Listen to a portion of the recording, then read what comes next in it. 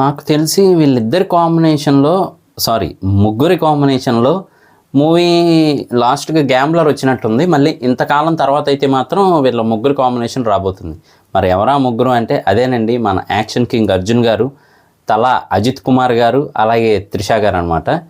So మరి concept చూస్తే కనుక యాక్షన్ ఫుల్గా ఉందని తెలుస్తుంది, అలాగే లవ్ సెంటిమెంట్ ఉన్నట్టుంది, సస్పెన్స్ థ్రిల్లింగ్ కూడా ఉండబోతుందని చెప్పి అర్థమవుతుంది అనమాట.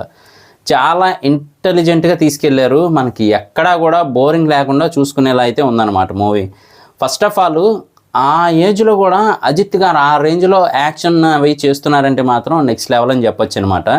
అలాగే మనం డోర్ నార్మల్గా మన చేతితో మోస్తామని తెలుసు, కానీ ఎదుటి మనిషిని కొట్టి డోరు మూసుకునేలా చేయొచ్చని కూడా బాగా చూపించారు ఒక సీన్లో అయితే మాత్రం. అలాగే మరి రెజీనా గారు పరిచయం చేసేటప్పుడేమో చాలా క్లాస్గా స్టైలిష్గా అయితే ఉన్నారు అర్జున్ గారు, కానీ ఆయన బ్యాక్గ్రౌండ్ మాత్రం ఒక జైల్లో ఫైట్ చేస్తూ ఖైదీలాగా అయితే ఉన్నారు. సో మరి ఆయనే మెయిన్ విలనా అనే టైప్లో అయితే ఉందన్నమాట. అలాగే మరి వెకేషన్కి వచ్చారా వీళ్ళిద్దరూ కూడా, అంటే త్రిష గారు అలాగే మరి అజిత్ గారు, మరి అక్కడ త్రిష గారికి ఏమన్నా అయిందా, సో దానివల్ల ఆయన అటాక్లోకి దిగారా అనే టైప్లో అయితే ఉందన్నమాట.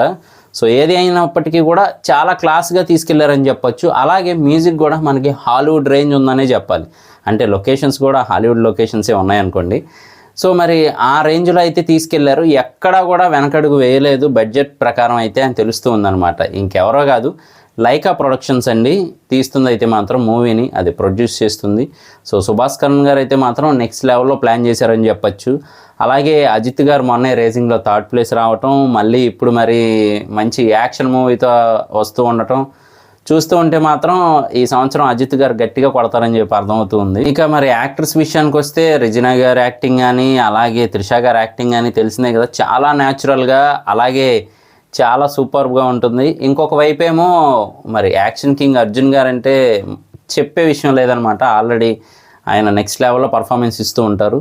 సో వీళ్ళిద్దరికీ వారైతే మాత్రం నెక్స్ట్ లెవెల్లో ఉంటుంది. ఆల్రెడీ గ్యాంబ్లర్ ఆ మూవీలో మనం గమనిస్తే కనుక వాళ్ళిద్దరు కూడా ఫస్ట్ అంతా యాంటీగా కనబడి తర్వాత క్లోజ్గా ఉన్నట్టయితే తెలుస్తుంది మనకి. మరి ఇందులో ఎలా ఉండబోతుంది ఏంటి అనేది మాత్రం మనం వెయిట్ చేసి చూడాల్సిందే.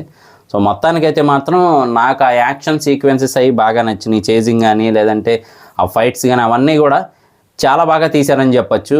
సో చూద్దాము మరి మూవీ రిలీజ్ అయిన తర్వాత ఎలా ఉండబోతుంది ఏంటి అని చెప్పి.